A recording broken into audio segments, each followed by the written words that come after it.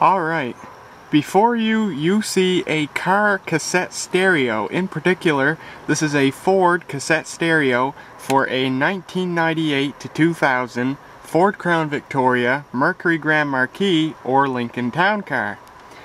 Believe it or not, I bought this thing at the thrift store for the princely price of $1 and a few cents.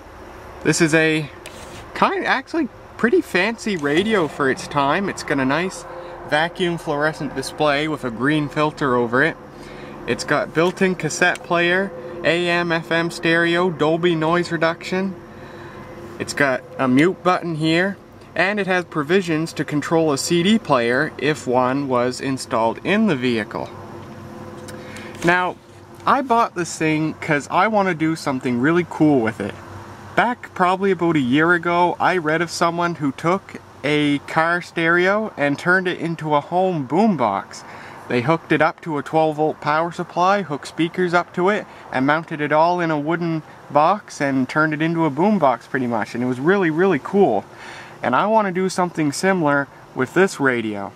But here's the thing, in order to make that happen, I need some wiring stuff that I'm hoping maybe you guys can help me get.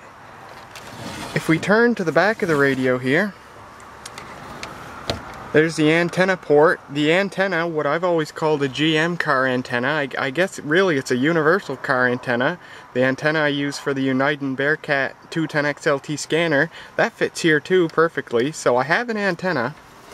But if we look here, we have three male connectors.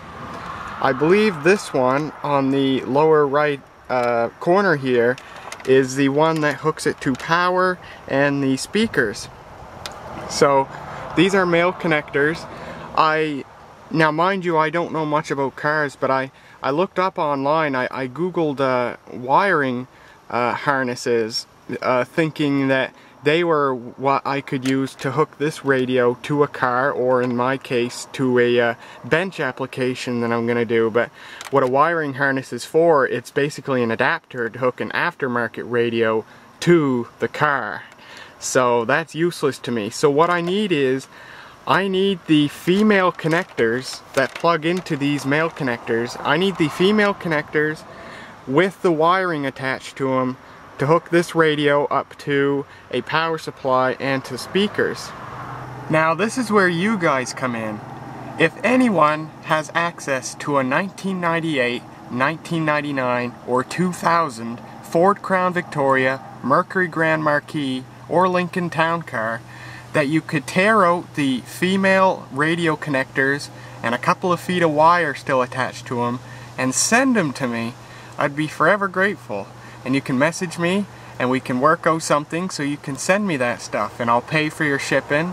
And I don't know if junkyards charge you for taking parts like that, but if they do, I'll pay for that too. Of course, all this given that it's a reasonable price.